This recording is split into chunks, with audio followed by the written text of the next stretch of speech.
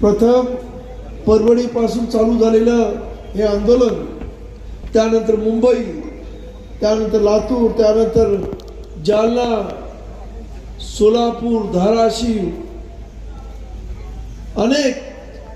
त्याचबरोबर अनेक तालुक्यामध्ये ही आंदोलनं झालेली आहेत आणि प्रचंड मोठा जनसमुदाय रस्त्यावरती येत आहे.